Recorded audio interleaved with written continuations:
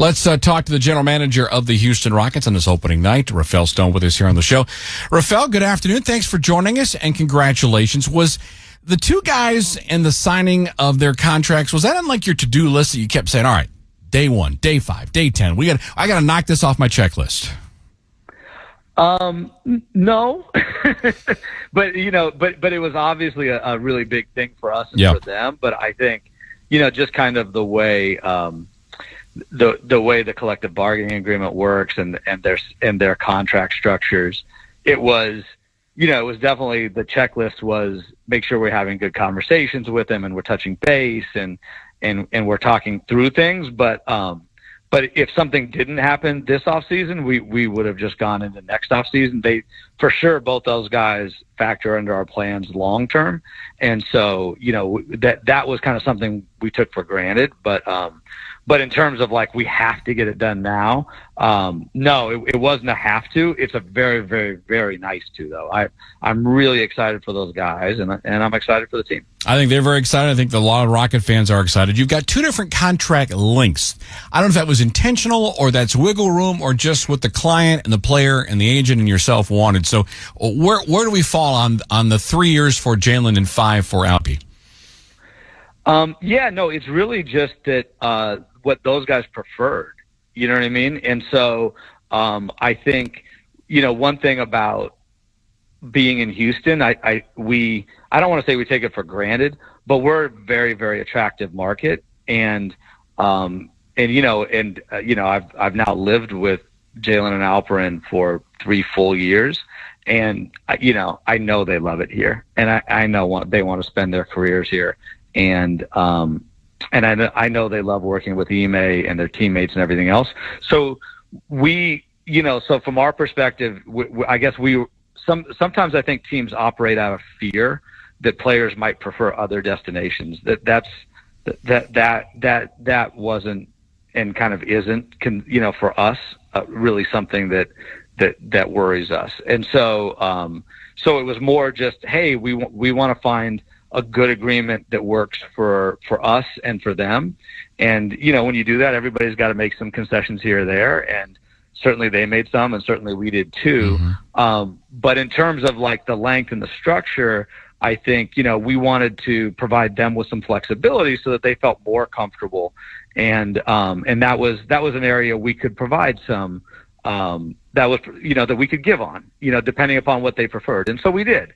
Again, like we think we're an extraordinarily attractive place. So we're not terribly worried that they're not always going to want to be here. Rafael Stone, Rockets general manager, with us here on the Matt Thomas Show with Ross on Sports Talk 790. I've always wanted to ask you this. If I went to your office and did an internship with you, how long, now don't make fun of my intellect, but how long would it take for me to learn the collective bargaining agreement in the NBA? Because me trying to explain it to my radio audience is just foolish on my part. It is so convoluted and such a mess. Do you have to constantly cross-check every single nuance to that thing? Yeah, I mean, before you do something, yes. Like you have to go back and, you asked me a bunch of questions in there. I'm going to answer the last one, right? Which is, do you have to double check everything? And the answer is yes, you for sure do, because you need to make, it's so much money and it's people's lives. You need to make absolute sure that what you think you can do. And so you pull up the specific section and you reread it, and then you confirm it with lawyers at the NBA, and then you go forward. By the way, one of the things that I think never occurs to people is that even when you confirm it with lawyers at the NBA, if they're wrong, you're still in trouble because because it's collectively bargained.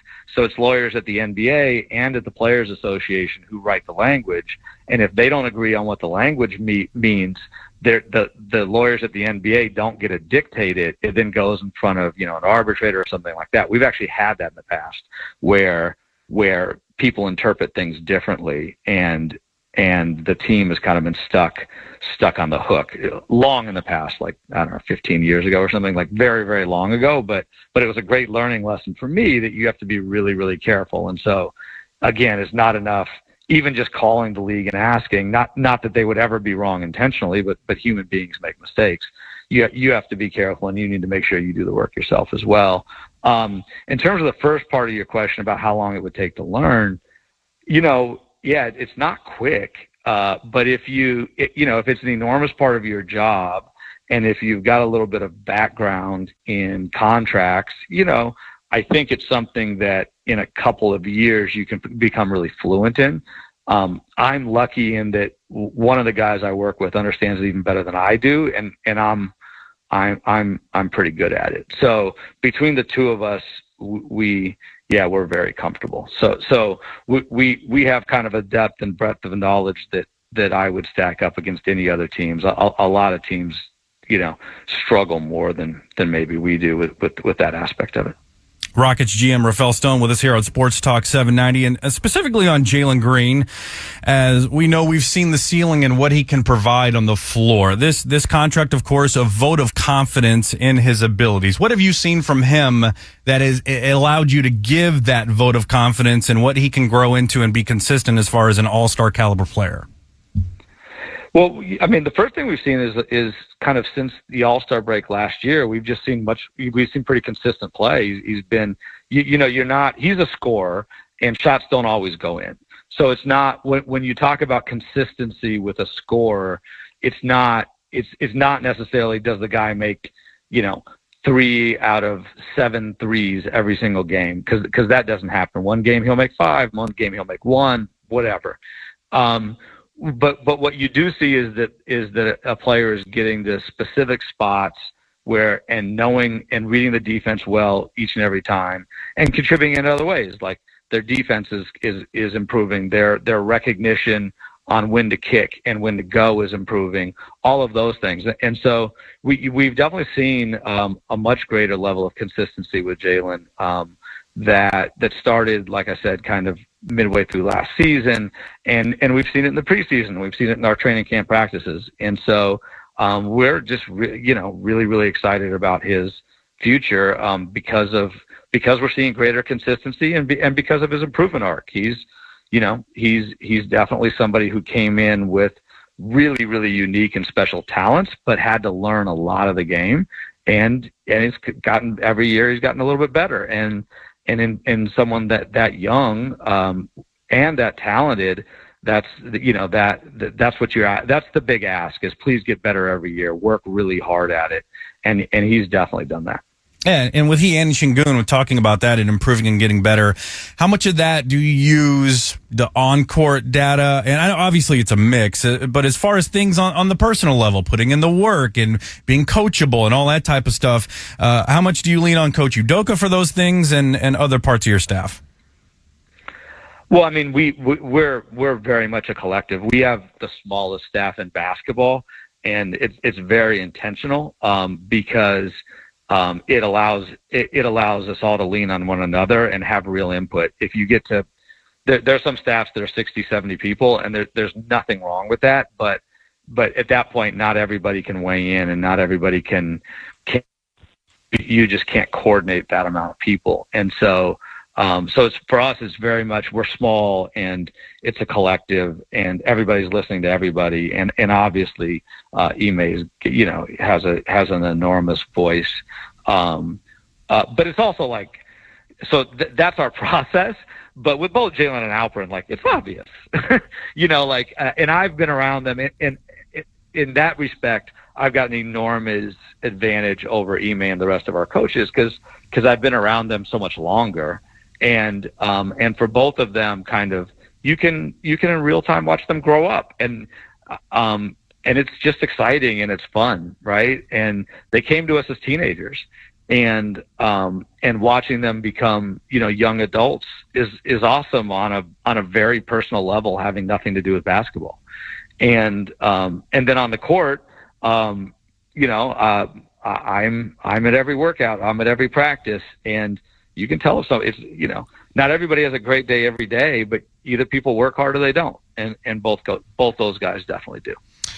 Lastly, Rafael, I was so excited about the development of Amen Thompson last year. I mean, Ime puts him in so many different positions, from the point guard to the power forward, defensively, all the intangibles you knew about when you drafted him. I'm excited about his year 2 development. And then I think there is so much preseason hype about Reed Shepard. Give us a thought or two about what you've seen just from Reed in particular, from the time you drafted him throughout training camp, the preseason, and then obviously some expectations about Amen for the season. I will. Let me invert them. So let me start with Amen. We're really excited about Amen. He actually had a really hard year last year, because if you remember, he didn't even make it through his first summer league game. He sprained his ankle, missed the rest of summer league.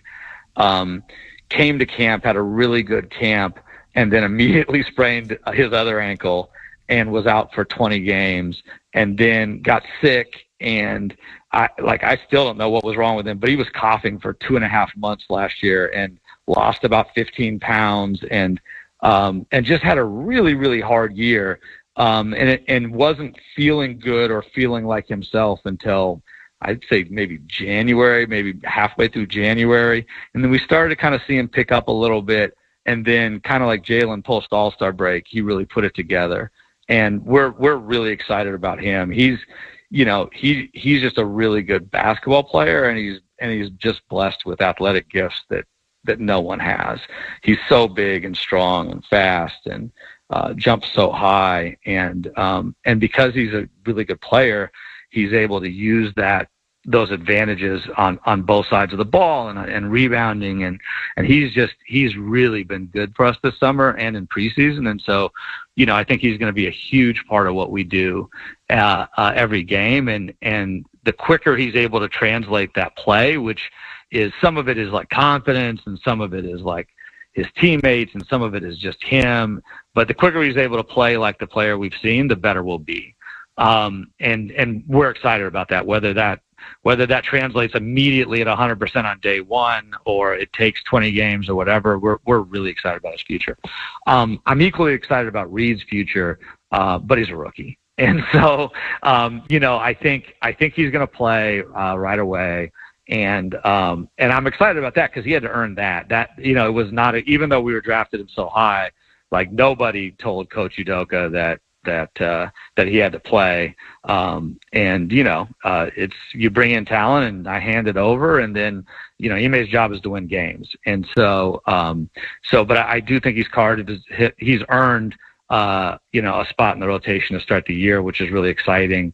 The game of basketball comes very easy to him. He's somebody who kind of makes the right read over and, like, no pun intended, over and over and over again.